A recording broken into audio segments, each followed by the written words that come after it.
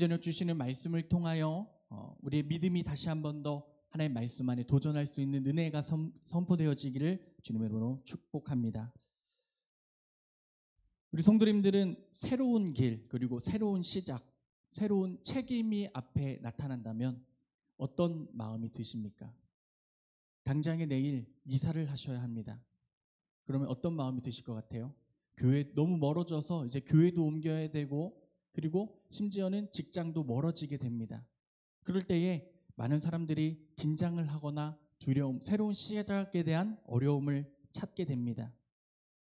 그래서 직장을 옮기거나 처음 맞는 사역을 시작하거나 새로운 환경에 들어설 때 우리의 마음은 설렘과 동시에 걱정과 두려움과 불안으로 가득 차게 됩니다.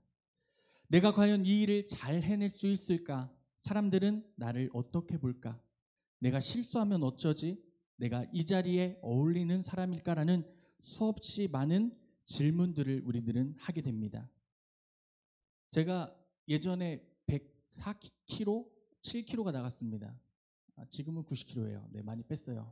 네, 예전에 108kg가 나갔던 적이 있었는데, 네, 진짜냐고요? 네, 진짜입니다. 확실합니다. 제가 108kg의 덩치를 갖고 있음에도 불구하고 엄청난 겁쟁이였어요. 네, 저는 겁이 많았거든요. 심지어 중학교 때도 키가 175인가 6인가 해가지고 엄청 컸는데, 저기 창대시장 골목이 예전에는 되게 어두웠거든요. 그때 학원이 그 중간에 있었는데 학원에 갈 때 항상 친구를 먼저 불렀어요. 같이 가자고. 왜냐면 꼭 걸을 때 뒤에서 누가 따라오는 느낌 있잖아요. 그런 느낌이 들어서 무서워가지고 항상 친구를 불러서 학원에 갔었던 기억이 납니다. 그리고 제가 초등학교 5학년 때 자신감은 없고 막 패기도 없는 어린이였는데 전교 부회장을 한번 한 적이 있었어요. 근데 항상 조회를 할 때 회장이 앞에 서서 교장 선생님께 경례라는 인사를 하거든요. 근데 하루는 회장이 아파가지고 못 나왔어요. 그럼 누가 해야 돼요? 제가 해야, 부회장이 해야 되죠. 그날 아침부터 막 미치겠는 거야. 학교도 가기 싫고 이걸 어떻게 해야지 하다가 학교를 안 갈 수는 없잖아요. 제가 유일하게 받고 싶은 상이 전도상이래. 개근상인데 그것만은 놓치지 말아야지 해서 억지로 학교에 가서 그 많은 학생들 앞에서 가운데 서서 딱 뒤돌아서서 뭐라고 했는지 아세요? 교당 선생님께 경례. 잃어버린 거예요. 그래서 아직도 유명한 일화가 되어 있습니다. 이처럼 덩치가 컸던 저도 엄청난 겁쟁이였습니다. 근데 오늘 본문의 주인공 여호수아도 마찬가지입니다. 오늘 말씀은 이스라엘의 위대한 지도자 모세가 죽었습니다. 그 뒤를 이어 여호수아가 민족을 이끄는 자리에 섰을 때 주어진 하나님의 말씀입니다. 모세는 어떤 사람이었습니까? 출애굽의 영웅이었습니다. 시내산에서 하나님을 대면했던 자, 그리고 율법을 받았던 영적 거장이었습니다. 그 뒤를 잇는다는 것 어떨까요? 엄청난 부담이 있었을 겁니다. 더군다나 여호수아가 맡은 사명은 단순한 리더십의 모습이 아닙니다. 광야에서 방황하던 이스라엘 백성들을 어떻게 해야 되죠? 이끌고 요단강을 건너 가나안 땅에 들어가 그 땅을 정복해야 하는 전쟁과 믿음의 여정이 그의 리더십 가운데에 하나님의 명령으로 나타나고 있었습니다. 한마디로 모세에게 주신 하나님의 명령보다 더 큰 도전이었을 겁니다. 그렇다면 어땠을 것 같습니까? 분명 여호수아도 두려워하고 있었습니다. 그가 강하고 담대했다면 하나님께서 말씀을 3번씩이나 강하고 담대하라, 두려워하지 말라고 말씀하지 않으셨을 겁니다. 그는 충분히 준비된 사람이었지만 자신이 감당해야 할 책임의 무게 앞에서 약해지고 흔들리고 있었던 것입니다. 하나님은 그런 여호수아에게 오늘 이 말씀 주십니다. 한 번 더 읽어볼까요? 1장 9절입니다. 짧아요. 네, 전에 긴 거예요. 네, 함께 읽습니다. 내가 내게 명령한 것이 아니냐? 강하고 담대하라. 두려워하지 말며 놀라지 말라. 내가 어디로 가든지 내 하나님 여호와가 너와 함께 하신다 하느니라. 아멘. 이 말씀은 단지 여호수아에게만 주어진 말씀이 아닙니다. 지금 새로운 길 앞에 서 있는 우리 모두에게 주시는 하나님의 말씀임을 꼭 기억하시길 바랍니다. 우리도 매일매일이라는 삶의 도전 앞에 서 있습니다. 어떤 분은 새로운 가정의 책임을 지고 계실 수 있습니다. 오늘 결혼식 갔다 왔잖아요. 그렇죠? 결혼하는 걸 보면서 저 부부도 새로운 시작이구나, 새로운 도전이겠구나라는 생각이 들더라고요. 어떤 분은 학교에서, 어떤 분은 직장에서, 어떤 분은 가정에서 뜻하지 않은 문제 앞에 서 있을 수가 있습니다. 또 어떤 분은 신앙의 결단을 내려야 하는 순간에 머뭇거리고 계실지도 모릅니다. 하지만 우리도 여호수아처럼 두려움과 불안이라는 감정과 싸우고 하나님의 약속을 붙잡는 믿음이 있어야 합니다. 그리고 그 믿음으로 한 걸음 한 걸음 더 나아가야 될 줄로 믿습니다. 그때 우리가 이렇게 고백했으면 좋겠어요. 뭘 할까요? 한 걸음, 왜 이렇게 높아? 한 걸음 주 예수와 함께 날마다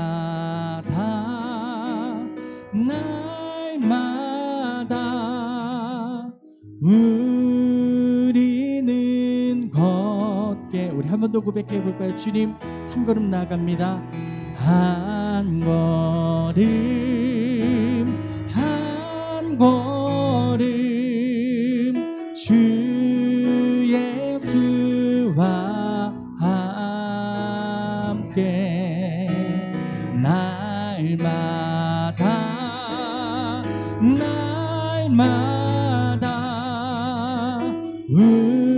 우리는 걷게. 네, 우리 뭐라고 고백하셨죠? 누구랑 걸어가시겠다고요? 주 예수와 함께. 오늘 이 시간 우리는 여호수아처럼 믿음으로 도전하는 하나님의 음성에 귀 기울여야 합니다. 지금 우리 삶에 주님께서 이렇게 말씀하십니다. 두려워하지 말라, 강하고 담대하라, 내가 너와 함께 하겠다. 이때 우리는 무엇을 붙잡고 나아가시겠습니까? 다른 사람의 손이 아니죠. 사람의 손도 아닌 오직 하나님의 손만을 붙들고 나아가는 은혜가 있기를 소망합니다. 네, 반주 안 해주셔도 돼요. 네. 그래서 우리가 믿음으로 도전하라는 제목을 가지고 이 시간 은혜를 나누고자 하는데요. 제가 사진 하나 보여드릴게요. 네. 이 친구가 누구냐고 하면은 왕하오난이라는 친구입니다. 이 친구가 사진에 보시면 19살 때 사진이거든요. 중국에서 제일 무거운 친구입니다. 몸무게가 334kg. 네, 19세 때 334kg을 찍었대요. 그래서 이 사람이 자기가 몸무게가 많이 나가는 걸 사람들이 관심 가져주고 좋아하다 보니까 유튜버가 돼가지고요, 많이 먹는 것, 그리고 운동 안 하고 누워있는 방송을 이렇게 열심히 했대요. 왜냐면 돈이 많이 벌리니까. 그런데 하루는 이제 침대에서 일어날 수조차 없는 모습이 된 거예요. 그때부터 이제 숨을 쉴 수도 없고, 그리고 이제는 내가 죽겠구나라는 사실을 깨닫게 되었대요. 그래서 몸이 무너져 버리니까 살 전체가 무너져 버렸고요. 그리고 세상과 단절하게 되었다고 합니다. 그래서 하오나는 결국 병원에 가서요, 위절제 수술을 받게 됩니다. 그러면서 그 수술을 하면서도 의사가요, 죽음을 각오하고 해야 된다라고 얘기하는 그 한마디에 결심을 했대요. 내가 이렇게 살면 안 되겠구나, 내가 어떻게든 노력해보고 살을 빼야겠구나라고 도전을 했다고 합니다. 결국 위절제 수술을 받고 그는 운동을 하기 시작했대요. 그래서 그는 운동과 식습관을 조절하면서 하루하루 자신과의 싸움을 시작했다고 합니다. 명절에는 고기도 먹지 않고 사람들의 유혹 앞에서도 묵묵히 자신의 길을 걸었습니다. 왜냐? 먹지 못한다는 두려움과 실패보다는요, 내가 먹었을 때 죽겠구나 하는 두려움이 더 컸다고 해요. 그래서 불과 6개월 만에 몇 킬로를 뺐는지 아세요? 140kg를 감량했대요. 네. 그리고 이후에 계속 체중을 줄여서요, 결국에 200kg까지 갔고요. 지금은 140인가 50kg를 하고 있다고 합니다. 심지어는 운동 중에 만난 트레이너랑 사랑에 빠져서요, 결혼까지 했다고 합니다. 그래서 이 왕하오난이요, 인터뷰에서 이렇게 말합니다. 나는 하루에 200kg을 뺀 게 아닙니다. 하루하루 300g씩 포기하지 않았을 뿐입니다. 라고 이렇게 인터뷰를 했다고 합니다. 우리 성도님들, 오늘 하나님께서 우리에게 말씀하시는 도전은 무엇입니까? 오늘 말씀에서 도전은 육체와 감정이 아니라 하나님의 명령이다라고 우리에게 말씀합니다. 여호수아 1장 9절 상반절에 이렇게 말씀하죠. 내가 내게 명령한 것이 아니냐. 하나님은 여호수아에게 먼저 이렇게 말씀하십니다. 내가 내게 명령한 것이 아니냐. 이 말씀은 이미 우리에게 도전할 말씀의 기회를 주셨다고 말씀하는 겁니다. 이미 우리에게 그 말씀의 책임을 맡겨셨다고 말씀하는 겁니다. 즉 도전은 내가 느낌이 좋을 때가 하는 것이 아니라 하나님의 뜻에 따라 순종할 명령이라고 말씀하는 것입니다. 우리의 신앙생활 중에 가장 큰 착각 중에 하나는 마음이 준비되면 하겠다고 합니다. 연말이 되면은 이제 새로운 시작, 교회도 새로운 삶을 준비합니다. 다음 해를 준비하면서 속장, 지역장 많은 것들의 사명을 하나님께서 우리에게 허락하여 주십니다. 그때마다 저는 참 안타깝습니다. 지역장 하는 거 쉬울 것 같으세요? 안 쉽습니다. 맞아요. 우리 교회 지역장님들 정말 섬기시는 일이 너무나 많습니다. 그런데 어떻게 그 삶을 감당하실 수 있을까요? 본인이 힘이 나서요? 아니죠. 하나님이 명하셨고 하나님의 명령에 순종하기 때문에 어떻게든 꾸역꾸역 그 지역장의 삶을 이겨낼 수 있도록 힘주시고 채워주시는 것으로 믿습니다. 이처럼 우리들의 믿음이 변화되어져야 합니다. 마음이 준비되어지면 하겠다, 평안해지면 순종하겠다라는 그러한 믿음의 감정을 내려놓는 것이 아니라 하나님이 주시는 그 말씀의 음성에 결단할 수 있는 믿음이 있어야 한다는 것입니다. 한 가지 질문할까요? 당장 내일 죽는다고 하면은 뭘 하라고 해도 하시겠죠? 그렇죠? 우리의 삶에 죽음이 다가온다고 할 때 우리는 어떠한 명령에도 순종할 수 있는 믿음이 있게 될 것입니다. 아브라함이 안정된 본토를 떠나라는 명령에 준비되지 않는 상태에서 순종하며 하나님께 나아갔습니다. 모세는 나는 말이 느립니다라고 주저했지만 하나님은 그를 사용하셨습니다. 왜요? 그래도 순종했기 때문에. 여호수아 역시 부담과 두려움이 있었지만 하나님은 너는 가야 한다고 말씀하실 때에 여호수아도 그 두려움을 이겨내시고 나를 인도하시는 하나님을 따라 나아갔음을 볼 수가 있습니다. 제가 되게 좋아하는 영화가 하나 있습니다. 바로 예스맨이라는 영화입니다. 이 예스맨의 주인공 칼은 삶에 지쳐서 사람들과의 관계도 단절된 사람입니다. 왜냐고요? 사람들을 만나면 노라는 말을 정말 많이 씁니다. 영화에서도 초반에 노, 싫습니다. 안 합니다. 못 합니다. 그는 늘 부정적인 말만 반복합니다. 누군가가 무엇을 제안하면 안 돼, 못 해, 귀찮아 이렇게 거절합니다. 그러던 어느 날 모든 제안에 예스라고 대답하라는 세미나에 억지로 참석하게 되고요. 그의 생각에 예스라는 단어가 딱 머리에 박혀버려서 어떠한 질문을 하던 무엇을 요구하던 예스라는 대답이 자동적으로 나오는 사람이 되어버립니다. 처음에는 예스라는 이 단어가 이상하고 불편했지만 점점 새로운 일들이 벌어집니다. 기타를 배우게 되고 새로운 친구도 사귀게 되고 심지어는 연애를 시작하게 됩니다. 그의 인생은 예스라는 한마디로 인해 점점 활기를 되찾고 활짝 열리게 되면서 이 영화가 끝나는 것을 볼 수가 있습니다. 물론 이 영화는 단순히 코미디지만 우리에게는 큰 교훈을 줍니다. 하나님의 부르심에 예스라고 언제나 답하실 수 있으십니까? 정말이요? 아멘. 이쪽에서만 들렸어요. 그렇죠? 이쪽에서도 좀 들리셨으면 좋겠습니다. 하나님의 명령에 예스라고 대답하실 수 있으십니까? 아멘.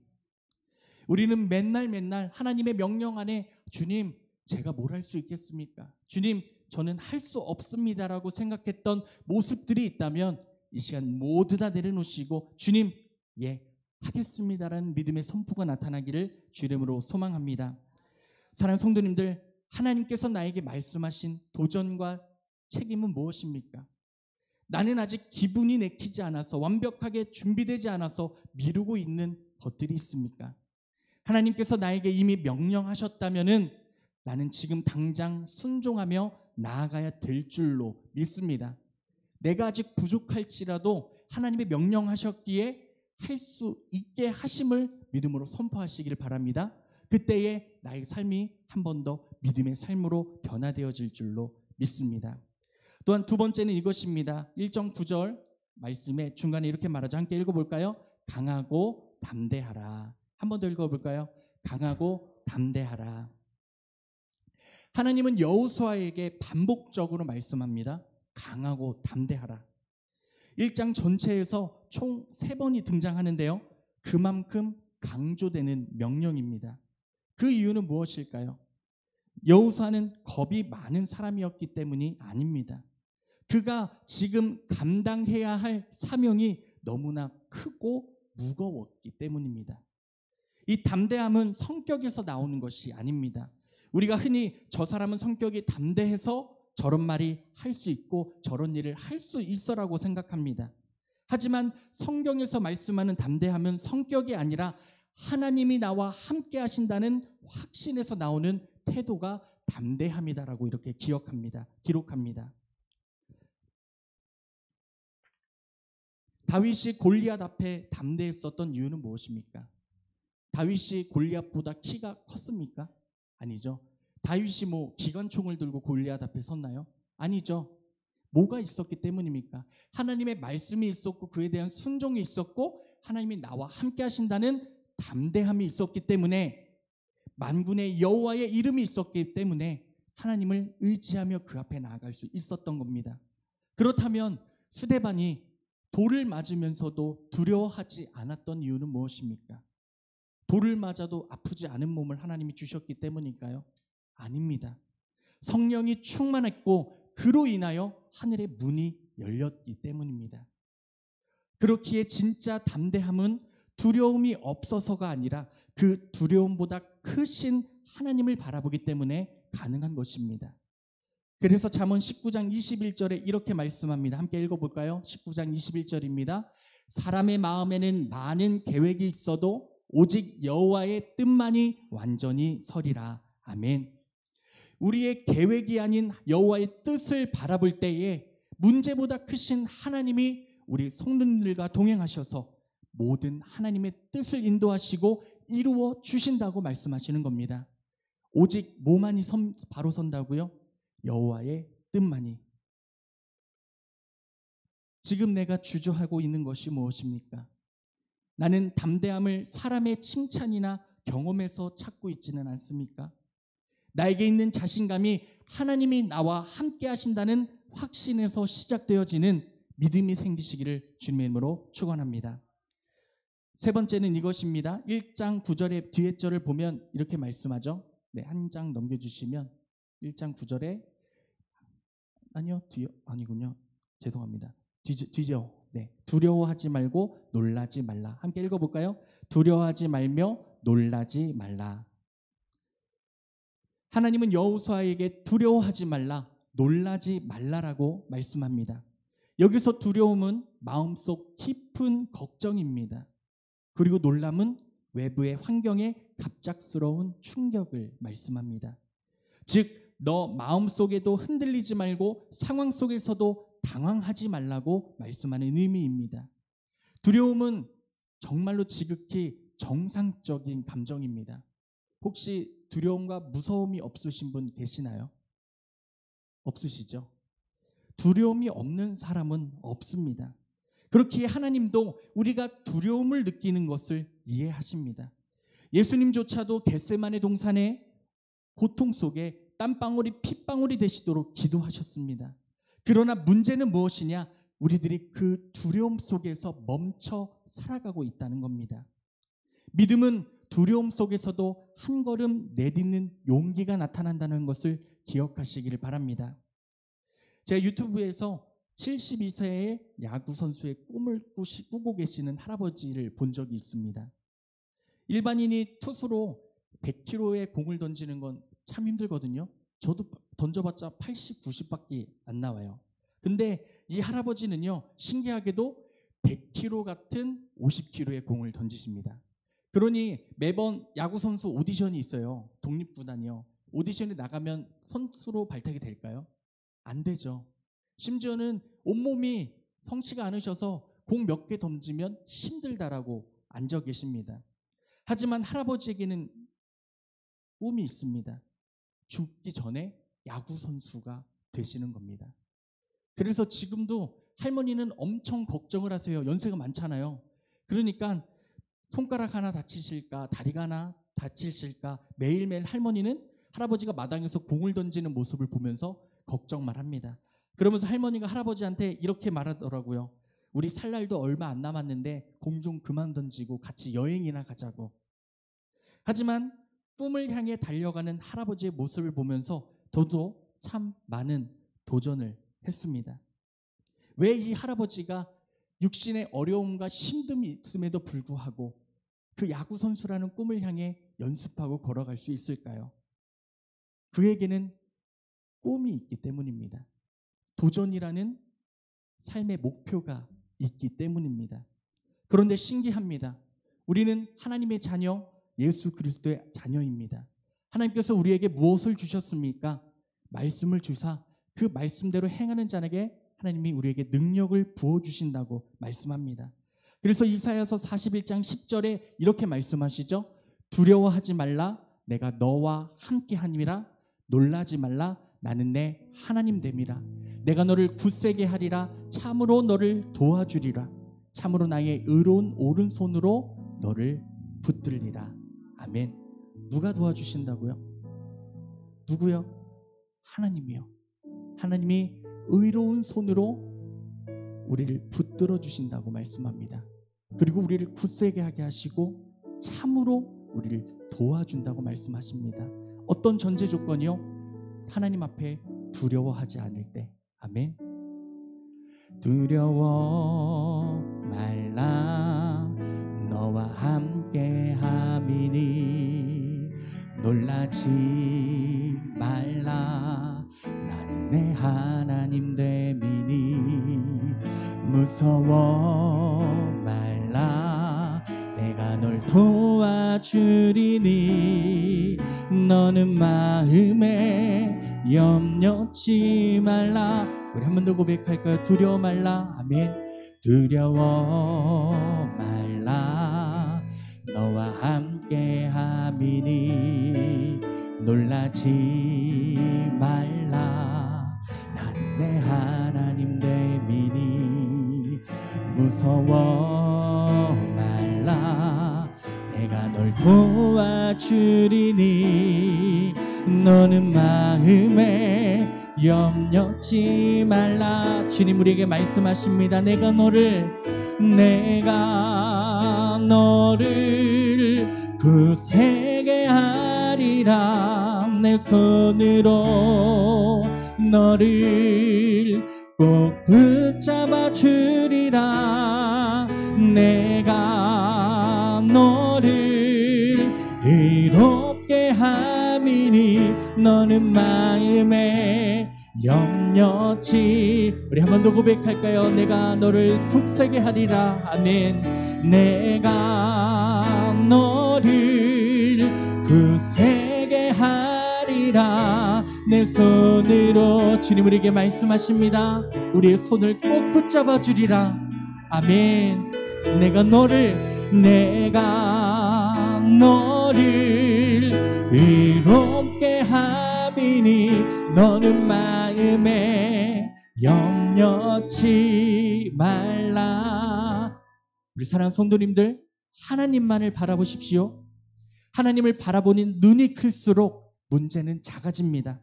두려움은 사라지지 않지만 그 위로 지나갈 수 있음을 기억하시기를 소망합니다. 지금 내 삶을 무너뜨리고 나를 두렵게 하고 나를 어렵게 하는 것들이 무엇이 있습니까?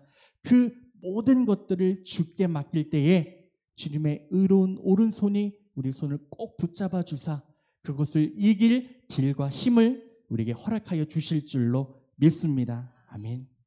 네 번째는 이것입니다. 우리 1장 9절 하반절 말씀을 함께 읽습니다. 내가 어디로 가든지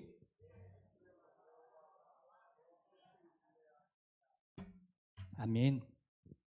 이 구절은 오늘 함께 읽은 1장 9절 말씀의 전체 핵심입니다. 내가 어디로 가든지 내가 너와 함께 하겠다. 가나안은 여호수아에게 낯선 곳이었습니다. 전쟁과 장벽과 반역과 피로 그리고 수많은 책임이 그를 기다리고 있었습니다. 그러나 하나님은 그 모든 걱정 앞에 단 하나의 약속을 주십니다. 뭐라고요? 내가 너와 함께 하느니라. 아멘. 얼마나 우리에게 주시는 든든한 말씀입니까? 여호수아에게 함께 하신 하나님이 우리 성도님들과도 함께 하심을 믿으시기를 소망합니다. 하나님의 임재가 도전의 가장 큰 자산입니다. 우리는 빠른 결과를 보장받고 싶어하고 빨리 응답받고 싶어합니다. 그러나 하나님은 결과보다 동행을 보장하신다고 말씀합니다. 모세가 누가 나와 함께 하겠습니까? 라고 물었을 때 하나님은 내가 친히 너와 함께 하리라고 말씀하셨습니다. 사드락과 메삭과 아벳느고가 풀무불에 던져졌을 때 네 번째 인자가 그들과 함께 하셨습니다. 수많은 도전 앞에서 우리가 붙잡아야 할 것은 상황과 안정이 아닙니다. 물질과 사람이 아닙니다. 오직 하나님의 임재임을 기억하시기를 바랍니다. 하나님이 함께 하신다는 확신이 있다면 우리 믿음의 신앙 가운데 어떠한 도전과 섬김이 찾아올지라도 감당할 수 있을 줄로 믿습니다. 혹여나 지금 나는 하나님의 동행보다 결과에 더 집착하고 있지는 않습니까? 하나님의 임재를 경험할 수 있는데 그 경험을 뿌리치고 나의 생각과 지혜를 의지하고 있지는 않으십니까? 내가 어디로 가든지 주님이 함께 하신다는 그 확신을 믿음으로 선포하실 때에 주님의 동행하심을 통한 믿음의 승리가 우리가 가운데 나타나게 될 줄로 믿습니다. 저도 요즘에 그래서 많은 도전을 하고 있습니다. 네, 그 도전 가운데 하나님이 함께 하심을 경험하고 있습니다. 아직 도전 중이라 함께 나눌 수 있는 은혜가 아직 시작인데요. 나중에 함께 나누겠지만 그 도전할 때마다 누가 힘주신다고요? 하나님이요. 예전에 말씀드렸잖아요. 저는 40이 되면 찬양 사역을 내려놓겠습니다라고 하나님께 결단했었습니다. 이제 41살인데 아직도 하나님을 찬양할 수 있잖아요. 그렇죠? 그것이 어떤 은혜입니까? 하나님이 함께 하시기에 할 수 있는 은혜인 줄로 믿습니다. 사랑하는 성도님들, 신앙은 길이 익숙한 길을 가는 것이 아닙니다. 하나님이 부르시는 새로운 길을 걸어가는 것이 믿음의 길입니다. 하나님은 오늘도 우리의 각 사람의 이름을, 우리 성도님들의 이름을 부르며 말씀하십니다. 내가 내게 명령한 것이 아니냐? 강하고 담대하라. 내가 너와 함께 하겠다. 여호수아가 처음부터 담대했던 사람은 아닙니다. 모세라는 거대한 인물 뒤에 이은다는 부담감도 있었고 광야에서 불평하던 백성들을 이끌어야 한다는 책임감도 있었으며 그리고 가나안 땅의 현실적인 장벽들 앞에 그는 주저하고 넘어질 수밖에 없었습니다. 하지만 하나님은 그런 여호수아에게 3번이나 강조하며 말씀하시죠. 강하고 담대하라. 두려워하지 말라. 내가 너와 함께 하리라. 하나님께서 지금도 인생의 도전에 서 계신 우리 성도님들에게 동일하게 말씀하십니다. 강하고 담대하십시오. 두려워하지 마십시오. 하나님이 함께 하십니다. 믿으십니까? 그 믿음이 있다면 우리의 삶의 신앙의 도전이 주님의 기쁨으로 다시 한 번 더 변화될 줄로 믿습니다. 언제나 순종하는 믿음이 세워지기를 원합니다. 그러면 마지막으로 질문 하나 할까요? 처음부터 말씀을 끝까지 다 같이 들었잖아요. 우리 성도님들의 삶 가운데 자리가 주어진다면 순종하시겠습니까? 안 하시겠습니까? 하실 거죠? 아멘. 제가 11월에 지켜볼 거예요.